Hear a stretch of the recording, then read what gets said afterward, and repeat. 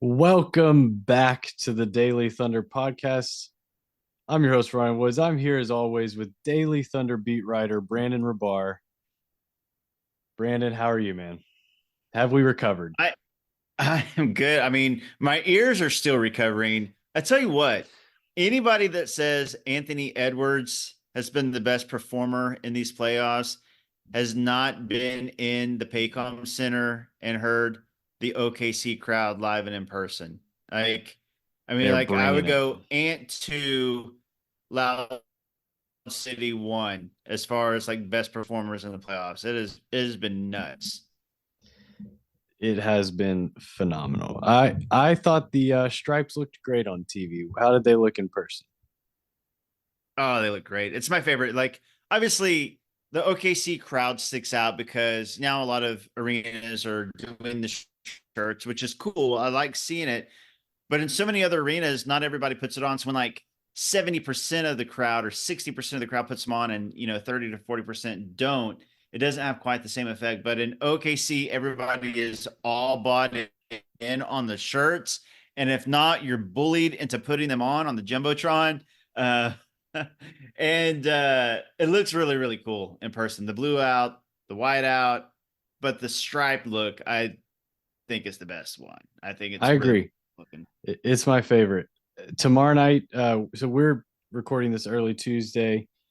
So we know at this point that it's a blue out tomorrow night, which will be incredible. That like the empty photo of the arena with the shirts on the seats is incredible content. It is so like haunting, like what imagining what that's going to look and sound like.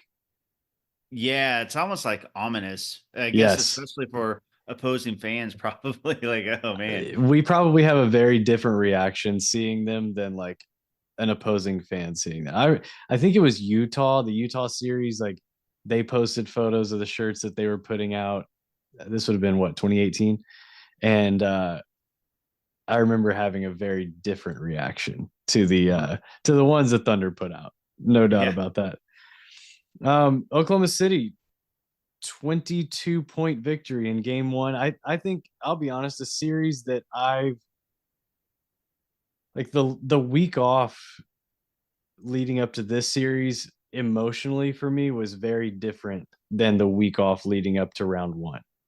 I was more just like there's so much anticipation and it only built in excitement towards game 1 in the Pelican series. I don't know about for you, but for me, the longer this went on, the longer the break was, the anticipation built in serious nerves and uh and anxiety towards game 1. And it felt like just getting the first quarter out of the way. It was like, okay, let's all have a nice exhale because they're back.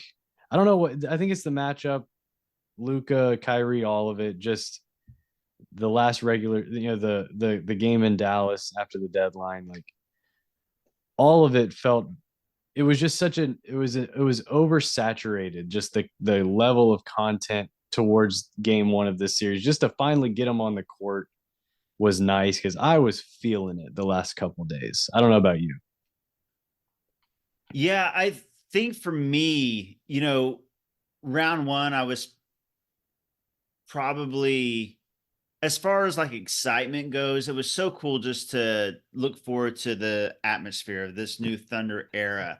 Like I Yeah, was like, what is Loud City going to be like? What's the OKC crowd going to be like? How are the players going to react? Seeing this team back on, TNT for playoff games and getting to like the A team crew instead of the B team crew for TNT, like getting the full thing. And I was also pretty positive the Thunder were going to take care of the Pelicans. Whereas round two with the Mavs, I felt like this was, I picked the Thunder in 7, and I truly believe that. And but it was obviously a series that felt like a toss up. Whereas round one, I was like, okay, they're going to take care of business. So round one, there's like all this excitement. Yeah, I think round two, um, I guess the feeling now though is like, man, they're so far ahead of where they're supposed to be. This is a series that could go either way. They are obviously legit contending team moving forward. So it kind of felt like house money. For round two, I was just like, let's get to it. I want to see what happens. I want to Yeah. see how Shea, Dub, and Chet play against Luka and Kyrie. Like, I just wanted to get it going, was more of the thing, like just to see what happens. Hmm. Uh, like, can this team make it to the Western Conference Finals? Like, can a team this young get there? A team that was rebuilding, 2 years ago, can they get to the Western Conference Finals? And they are 1/4 of the way there, and the Mavs are 0/4 of the way there. So, well, I I do want to ask, based on what you just said, has your expectations for the rest of the series changed, or are you still feeling like Thunder in seven? yeah. So I think they've changed a little bit. I think anybody that watched Game One, they'd have to change for a myriad of reasons, like not just one reason. Like, the Thunder won the game. Well, obviously that's one. The percentages go in their Sure. favor just naturally, but it was a few things. Um, but yeah, I would say before the series, I picked the Thunder in seven, but I'd say it was like the Thunder, I felt 50.5% sure, and the Mavs 49.5% sure. Now I'd say like 60-40 Thunder. I Hmm. feel like, I'd shift the odds like 60% to the Thunder. They just look like the better team, first of all. Obviously, they dominated every single category. If you listen to some Mavs analysts, they might say they only dominated the free throw category, which they only shot 3 more free throws than the Mavs. But they dominated every category. And then a part of it is the style of play Hmm. is carried over. And some of the concerns, I think, for Thunder fans going into it, size, rebounding, Luke and Kyrie in game one, at least, weren't an issue. Now, Luke and Kyrie are going to be Luke and Kyrie, but the other part of that is Luka's health. And that's like a big part of this whole thing. He doesn't look right. And if he's not 100%, um, the Thunder have a really good chance to win the series. They do, anyways, but that just compounds it. 16 offensive boards in this game. That was the thing I think that stuck out to me most. What is it felt like, whether it was whether it was Luca's man specifically, or if it was more random than that. But it felt like they were sending a guard, an extra body, after loose balls. I genuinely don't know if that was schematic and if that was very intentional, or if it was just guys were just playing with a lot of energy, and they were getting after what were a lot of 50-50 rebounds. Um, I was very impressed with Wiggins in that regard, Lou Dort in that regard. Giddy was really active, just trying to tip rebounds out. Like, even if I can't get this 50-50 ball, we're going to keep it a 50-50 proposition for a little longer and see if we can come up with it. I thought they were really effective doing that. There's probably some there's probably some luck involved with that, but they also created a lot of that with their energy and their just extra effort on the boards, specifically the offensive boards. Now they won the rebounding battle overall. I believe that final total 52-39. Pretty handedly, and a lot of that obviously goes to 16 offensive boards for the Thunder compared to 11 for the Mavs. That's an area obviously we heard a lot about Gafford and Lively. The Mavs, even outside of Luca, are and Luca and Kyrie are just a big team. PJ Washington's a really big body. Derek Jones Jr. same. I thought they did a really really good job of securing defensive rebounds, but also turning the offensive glass into a real weapon. Yeah, it was wild to be on the other end of that, Yeah, it really getting all was. those getting all those offensive rebounds and seeing the Mavs struggle and the Thunder getting so many second chance opportunities. Shout out to Jalen Williams, J Will, by the way, because Absolutely. I think going into it, everybody thought, and maybe still think, and there's merit to this, that when Chet was on the court, that the Thunder had a really good chance because Gafford, Lively, the size, the rebounding, the matchup issues, but some concern about the non-Chet minutes. And J Will he was so good defensively, one of his best defensive games. He was good on the boards. He had 11 and 9. He shot it well, so he's still providing spacing.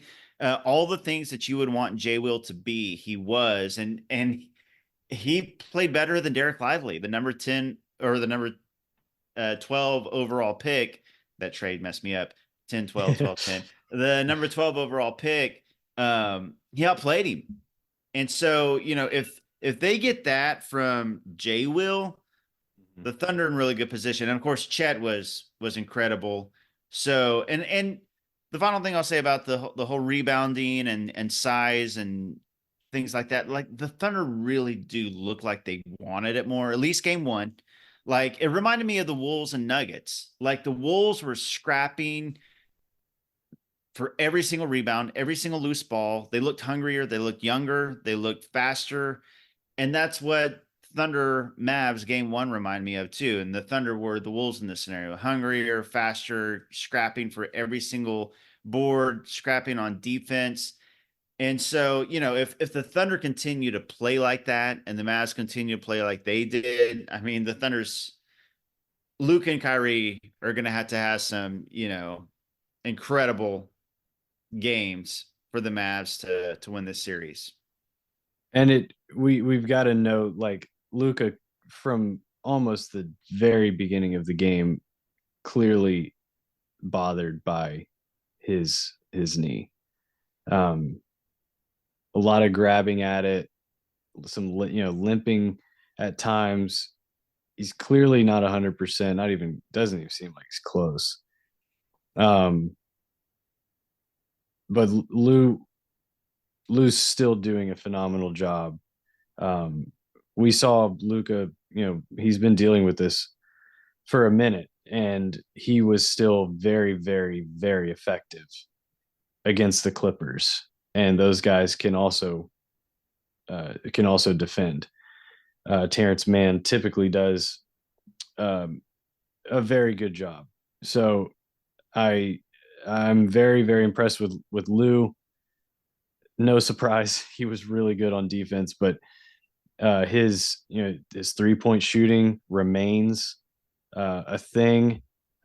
He was 2 of 5 last night, finished with only 7 points, but he was just incredibly valuable to that Thunder win. I think about the Lu Dort 3 into the steal and dive on the floor for that loose ball that turned into a dunk for J-Dub on the other end. That was a real moment in that game, maybe the signature moment of that game, just kind of encapsulating all that this Thunder team does on the defensive end and just how good Lu Dort is. Yeah, that play I think just kind of summed up who Lou is. Like, he knocks the ball away, or Luka dribbled it off of Lou's knee, or whatever happened there. But the loose ball, It hit his foot. Yeah, it hit his foot. And Lou just immediately dives on the floor. Like when that happens, nobody's beating Lou to that ball. Like Luka obviously isn't 100%, but even if Luka was at 150%, he's not going to beat Lu Dort to a loose ball on the floor. Lou was going to get that. And then to immediately find the man running, Isaiah Joe, and to toss it up to him. And then J-Dub getting that dunk. It was a real momentum shift too. And it got the crowd hype. Mm-hmm. And really from there on out, the Thunder just rolled the Mavs. I mean, there's a few different points. But to me, that is kind of the sequence that stands out. And it started with Lou. The Thunder had an interesting situation going where Giddey was Giddey was playing what looked to me very similarly, uh, like positionally, but the shots weren't going in. Like the outside shots weren't going in. They were finding him for some open ones that he hit in the New Orleans series. Um, they went away from him. We saw more Isaiah Joe. Jay Will played right at the same amount of minutes as Josh. Kaysen played 6 more minutes. Aaron Wiggins also played 6 more minutes than Josh. This is going to be an interesting Josh series because he's going to have every chance to stay on the floor in these games. But I thought it was encouraging to see Mark, when he saw what it looked like, just move on to the next guy, like we've seen him do at certain times throughout the year. I don't even think Josh was bad per se.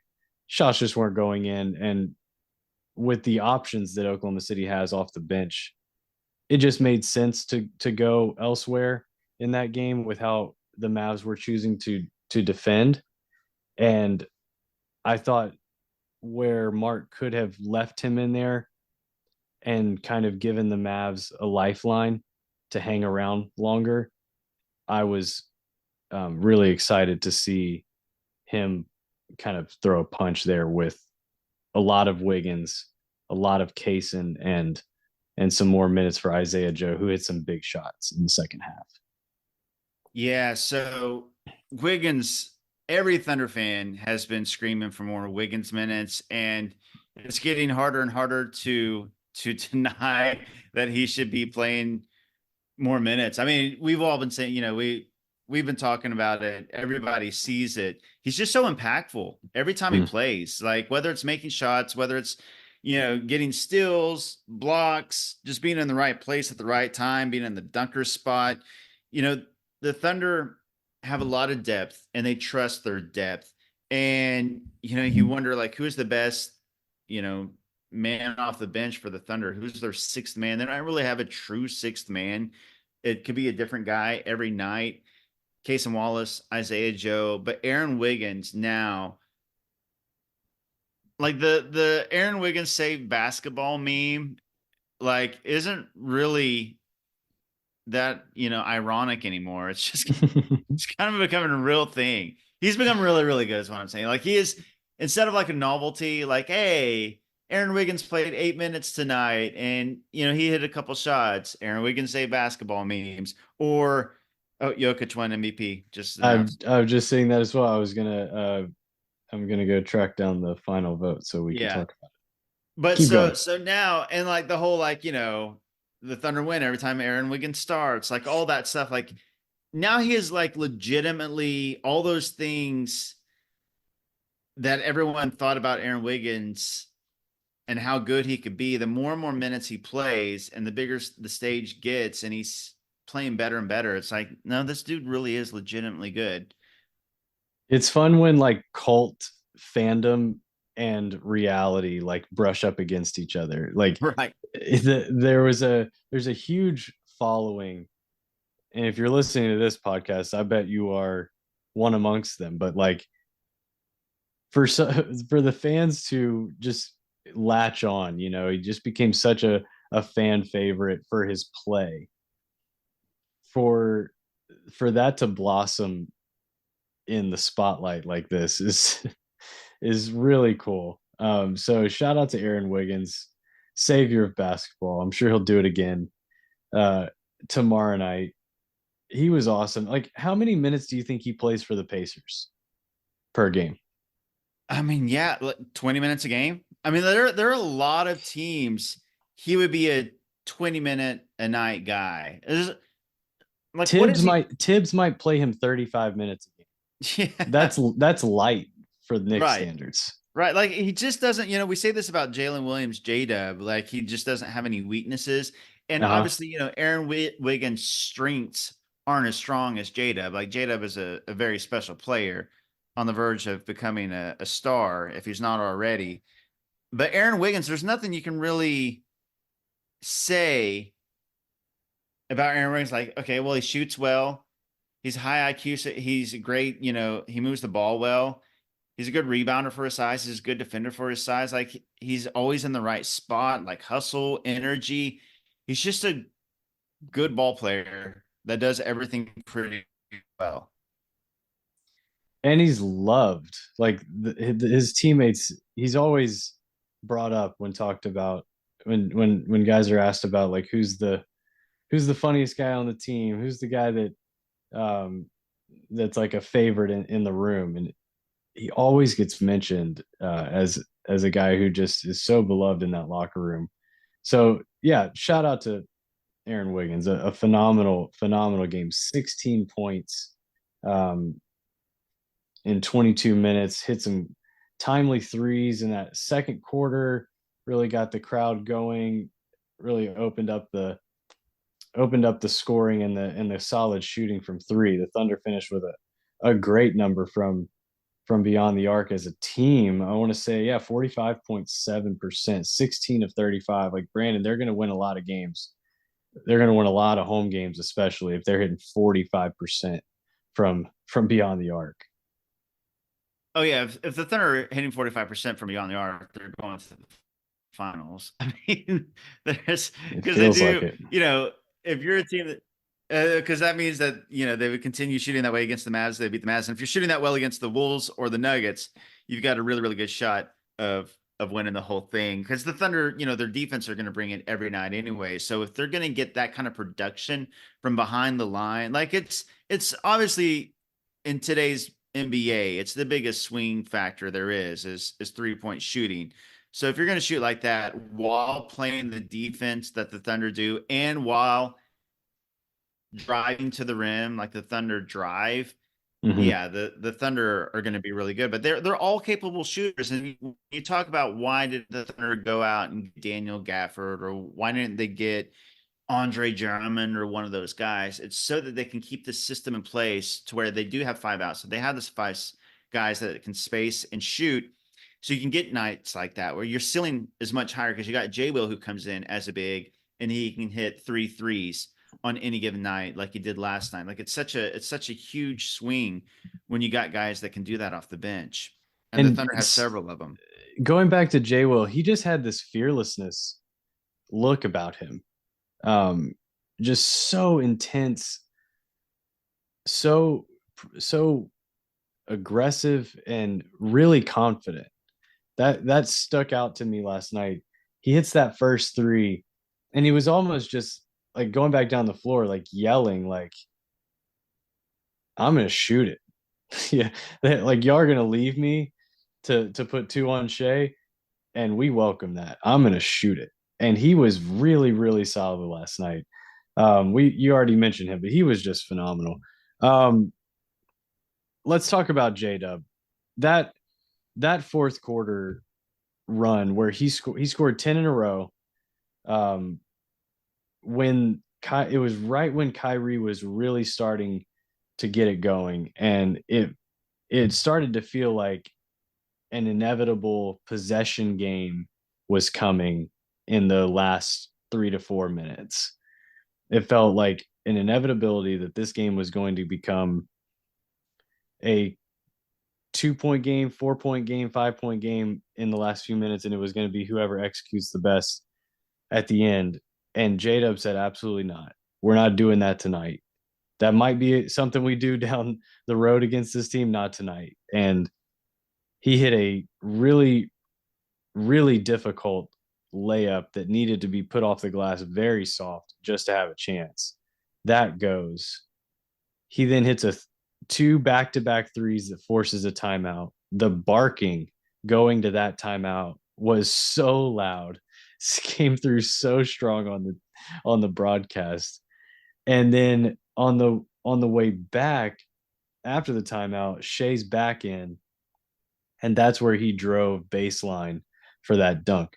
It was it was electric.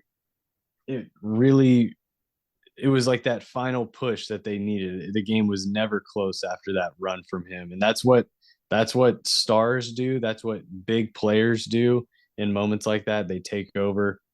And I mean, he was getting it in so many different ways. He caught one of the threes was catch and shoot. One of them was like he caught the ball faced up, took a couple jab steps, moved PJ Washington back just a step, takes it, buries it. Just really big time upper echelon player in the league type stuff. And we'll get into kind of where he slots in going into next year at a later time. But my goodness, this guy, I don't, it's getting scary where the conversations we're going to have about where he fits and places himself in this league amongst the very best in the league as wing players. He is sensational. He had a great game last night and really felt like he sealed it in that early in that fourth quarter. Yeah, I think that stretch where he scored 10 straight points, the 2 threes, the impossible finish at the rim, and the baseline dunk over PJ Washington. I mean, that was the game. Like Yeah. we were talking about Jada, right? Yeah. Oh yeah. Okay, all right. I'm making sure. Like both of us are watching the SGA like MVP votes at the same time as we're looking. I was listening to you though. He did And finish tweeting at the second. same time. He did finish He second. did. Yeah. Brandon was doing some clerical work I during my was. extended monologue. That's why. um but the fact that he rattled off 4 straight buckets, 10 straight points after starting out 2-11 just shows the kind of player that he is. Like, the best players that can shake off and forget those misses, forget a rough night. And when your team needs you in the fourth quarter, crunch time, you step up. The Thunder, had stretched out that lead in the third quarter and going into the fourth. They had a run before that, but that J-Dub there in the fourth quarter. I think that Shea had previously kind of won them the game. He led the way with 29-9-9, and he was big in the third quarter. But I think Jada is who put the game away, put it out of reach. Like that was a dagger run. You hear like a dagger shot. That was like a dagger run from Mm-hmm. Jada. After the dunk, the camera, I don't know if you've gotten to see it back, but the camera went straight to Jason Kidd after the dunk. And he had this look of, I have no answers for that. We have no answers for that Yeah. tonight. We'll try again on Thursday. um Yeah. so what any other players that we can't move on without shouting out their performance? Yeah. I mean, to me, we talked about Aaron Wiggins. We mentioned and Jada. Shea, I'll get him real quick though, since we haven't talked at length about him. The difference in room and space that he has in this series compared to the Pelican series is what we thought it would be. Yeah. Jerry Jones Jr. is a good defender. He is. And the Mavs are a good defensive team, but it's much different than Herb Jones and all the long wing defenders that the Pelicans had. So Mm-hmm. I think Shea is going to continue getting better looks. The other player I would mention, we mentioned Jay Will. Isaiah Joe didn't hit a lot, but I think that he hit 2 really timely threes. Yeah. Like the first 3 that he hit was right after Kyrie hit a 3 and got it down to 1 point. That's right. Right after the timeout. Right after the timeout, and it looked like, because they started off with the 12-2 run, got it down, or a 12-4 run or something like that, got it down to 1 point. And you could feel like in the pay-com some nervousness, some anxiousness, because all game long, the Thunder kind of controlled the game. They were up like 4 to 6 points. Then they stretched it to like 9 to 11 points. And it felt like that kind of game. It felt like that at halftime. Like the Thunder were putting them, at arm's length. And then they go on that run fueled by Kyrie, and there's nervousness. Josh Giddey checks out. Isaiah Joe checks in, immediately hits a 3. And there's like a sigh of relief, like, okay. Mm-hmm. And then that's when the Thunder went on their own run, stretch it back out to 11 and never look back. So I think the fact that Isaiah Joe kind of shifted the offense, hit that 3, I thought that was big. So you look at his box score, like, Isaiah didn't really do much tonight. But if you watch the game, I think that he kind of changed the game when he came in. I think it was really important. So Do you want to see him play more than 14 minutes? I do. But it's like at who's like Kaysen again. Kaysen was big because Lou Dort got in foul trouble. It's like, uh-oh, he's got 3 fouls. He's got to sit. Who's going to guard Luka? Boom. Kaysen and J-Dub did great. And then Kaysen switched on the Kyrie. He was great, just like we all expected. We thought he could be an X factor, and he was.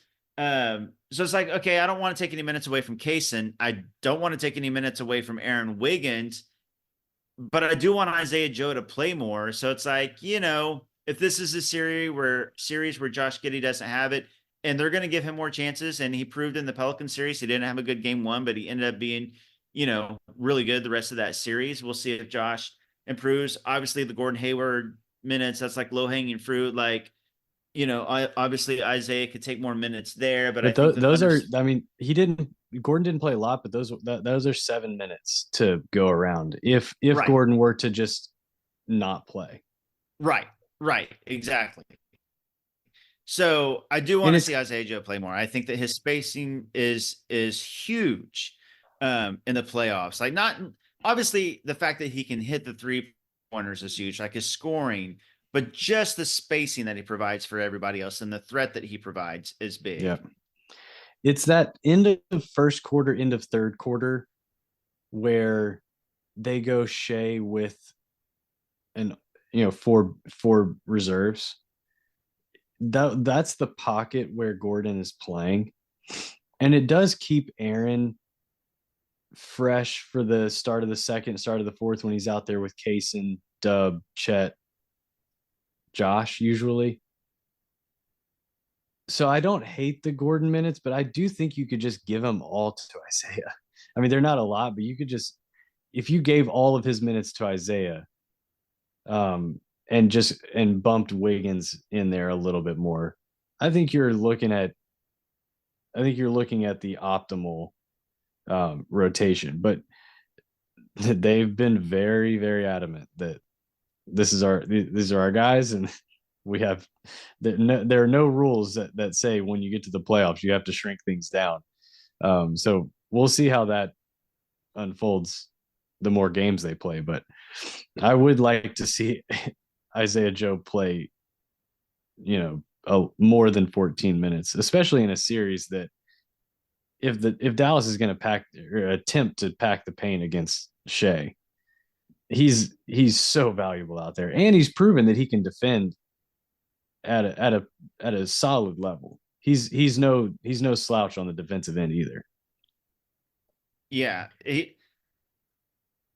The last thing I'll say about Gordon Hayward is I get it. Like, I get why they're playing Gordon Hayward minutes, because it's a big talking point. He's got a big body. He's a proven vet. He comes in, he keeps the ball moving. The best thing I could say is he's not taking any bad shots. Like, he's not going to miss. And that's only because he's not taking any shots whatsoever. That's good. But I think that teams still respect him. Like, this is Gordon Hayward, like former all-star, and you don't lose your shooting. Like, that's the one thing. When the trade happened, like, if there's one thing, like, okay, he's coming off an injury, he hasn't played in a month.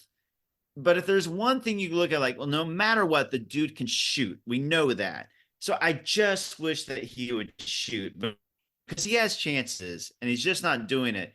Now, I do think defenses still respect him. So he's providing some spacing, he's moving the ball and things like that. So I get it. But my man is just not putting any shots up, and I wish he would, because I know he can score. I know he can shoot. See, I get it. I get why they're still playing, is what I'm saying. It's not working. His minutes aren't, effective, but I get why they're doing it. Some are saying they're trying to drive the price down on Isaiah Joe. No, trying to keep that price low. I can. Well, I was going to say I can confirm. I don't have I can't confirm it, but that's not what's happening. I'm kidding. I'm kidding. the but Although, but I mean, if if that's if they were trying to do that, they would do nothing different than what they're doing right now. I'll say that. Um, I hope all right, Isaiah Joe gets all the money he deserves. just That man just deserves a much bigger bag than he has now. But I'm credit to the I'm Thunder thinking for of the so what? I'm thinking of the huge piggy bank in Squid Game.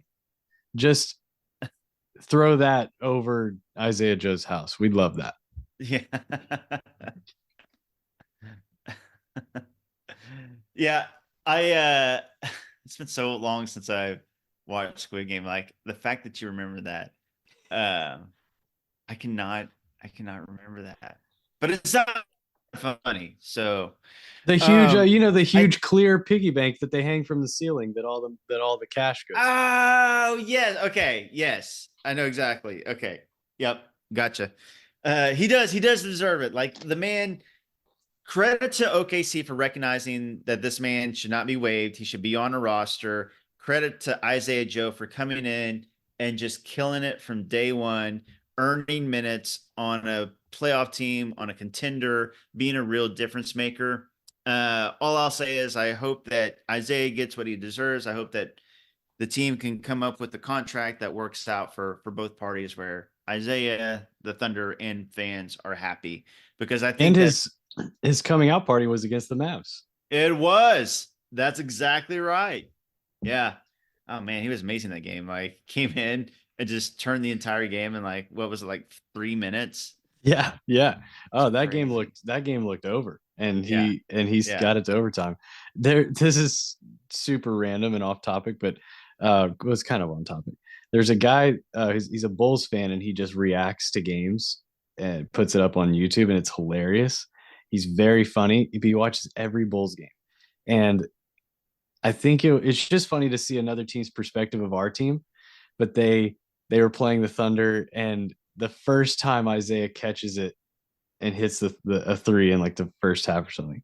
It was his first shot attempt. The guy was like, "You can't leave Joe. You can't leave Joe." Just having a guy that other teams fans like really fear. Like you remember the sound of the arena when Mike Miller would catch a Oh pass, and just the groan.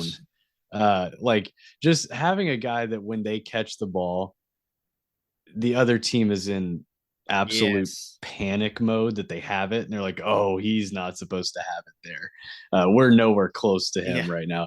That is really fun. So, and honestly, to your point, Gordon Hayward can be that kind of guy if he'll just shoot the ball, just shoot it, just let it go. He just needs to shoot. That's he just needs to shoot. And um we've seen it. Like he's obviously not Utah Jazz all-star Gordon Hayward, but he put up 15, 5, and 5 with the Hornets before his injury on decent efficiency. I think Gordon, bless him, just doesn't want to mess up a good thing. He sees this team number one in the West, winning before him, all young, the chemistry. Like he's like, I don't want to broke. I don't want to fix what's not broke. Mm-hmm. But my man, you can make it even better. Just put up some Yeah, shots. We know you can do it, and the team wants him to do it. Like you can see his teammates; they want him to do it. So yeah, he's been a big talking point, and I get why, but I also get why the Thunder keep playing him because, in theory, Gordon could be an X factor in the playoffs. yeah, yeah. If he was He even he like Charlotte Hornets Gordon Hayward and not Utah Jazz, if he was somewhere between Utah Jazz, Gordon Hayward, and current Gordon Hayward, that sweet spot of Charlotte Hornets Gordon Hayward. Hey, that's a helpful player. and just I mean, just imagine like a game where he catches the ball in the corner two or three times and knocks down a corner three that just the ball finds him, he's open, nobody's rotating to him, bang. Just two. How differently the conversation would be around Gordon Hayward. He's only playing Oh yeah, 7 minutes. He's not playing that much. But like when he's out there, he has opportunities and he's not even looking at the rim. So I don't think we're asking for much. You know, just look at the rim when you get it. Right. Um, and shout out to Mark. I do want to say like the lost challenge was tough. I felt like there was never really that clear of a replay to for me to say one way or the other, but um I thought it was worthwhile because it was Dort's third foul in the first half. So from that perspective, like I think it was worth the shot. But um he was a challenged play killer in the for most of the regular season. Would love to see that return in the playoffs. Yeah. I mean, because, obviously it didn't make a difference this game, but it could have losing the challenge, but then losing the timeout. Because there's a couple other plays later in the game that I think definitely had the Thunder had a challenge, he probably would have challenged it and would have gone the other way. And obviously there were plenty of calls that went the Thunder's way. So, and Mark said that he thought the refs were really good all night and that they were consistent from end to end. And I agree that it was an evenly called game, I'll say. I agree. I I felt. want to bring up one thing, one call. The Shea technical on the follow through with his foot. Right. That was called a technical foul. It was immediately reviewed. Like they there was no challenge there. It was just a triggered replay. Yeah. Oh, go ahead. How did the Gafford hand to Josh's mouth not also trigger? And I'm asking like I'm asking technically, how does that also not trigger uh, the same replay? I was wondering the exact same thing. And I was sitting next to Jenny Carlson from the sellout crowd and formerly of the Oklahoman. And we were wondering the same thing. Like, we were wondering, like, we weren't complaining. We were just like legitimately confused. We're like, she was like, "Do you know the rule? Why they're not?" I was like, "No." I was like, "I don't understand why," because it seemed pretty obvious. Any sort of like contact to the face automatically gets reviewed. And especially after they just, done the SGA, kick out. I was watching the refs during that whole thing. I'm not saying this is why or not why. They never once looked at the up at the jumbotron. Like, they kept replaying it. And Mark Uh-huh. was talking to Mark and one of the refs were talking because Mark obviously thought, but they never looked up and saw it. I don't think that's why, but I just kept thinking, just look up and see, and maybe you can go review it. They never did, and I don't know why. And I And probably should have done my homework. And it seemed like Josh and other team members were pointing at Josh like he's bleeding. right. You might have cause to go over there and look at that. And they kept showing it on the jumbotron in Loud City very clearly because there's 18,203 of them screaming. Like, Yeah. every time they showed it, like, wanted the refs to like review it, like, "Hey, look, this is very apparent. Dude just got Tyson in the And face." maybe they would have just called it incidental contact and nothing. Maybe. But and that would have been fine. But I was just so confused why like we detected the need for replay in someone's natural shooting motion and Right. we don't find cause to go over to the monitor when someone just got hit in the face and he's bleeding. I'll also say the other thing, when Kyrie like swiped down and got Chet in the face, like, there, I saw Uh-huh. like a lot of question whether or not, I guess on TV they kept replaying it and you couldn't tell whether or not, and it was hard to tell. I will say this, and again, this does not mean that this is correct, but from our view on the jumbotron in the arena, the thing is like 60 feet tall. It looked like he got Chet in the nose, or it looked like there was contact. I'm sure on their replay, on their little boost rudder, you couldn't tell as well, but it looked like he got contact, just to clear up any confusion or to make it more confusing, because I'm not 100%, but it looked that That's way. what we're here for. That's what we're here for. Right. All right. The Thunder get a convincing win in game one. They are back tomorrow night. Game two in the Paycom Center, the compound. Brandon will be there. And we will be back to talk about it afterwards. Brandon, do you have any predictions on what kind of game we're looking at? More of the same, or do you think this one's going to be a little tighter? I think it'll be tighter. Game two is obviously desperation game already for the Mavs. Going down 0-2 is obviously huge. You don't want to do that. I think that they'll come out with their best punch. So at the same time, with this home court advantage and the fact that Luka just doesn't look 100% and one day rest is not going to change that. Mm-hmm. I think as long as the Thunder hit their open threes, they've got a really good chance of like, in Dallas, it might be a different story, but I just think that all things staying the same as they did one day ago, the Thunder are the better team right now with Luka's condition and the way that the Thunder are playing. Brandon, I'm going to leave you with this. If the Thunder win their home games, they're going to the NBA Finals. Ooh, that's true. Oh, if they win all yeah, that's right. Because home advantage over the Wolves or Nuggets as well. So one seed was huge. Shout out Wemby. The arena is alive and well. It is a fire breathing dragon once again. And if they just win the games at home, which that is going to continue to be a very tough arena to come in and win. If they just win the games at home, we're talking about a finals appearance, and that is bananas. Yeah, it is. I mean, this team has surprised everyone at every turn. So I mean, even us. Yeah, and we were, the optimistic, coming in. We thought that we were being like, you could accuse us of having homer takes about this team. You had a straight line of takes right from the behind the curtain. You had the inside scoop. That's right. You were the one with Presti on the main line. Yeah. So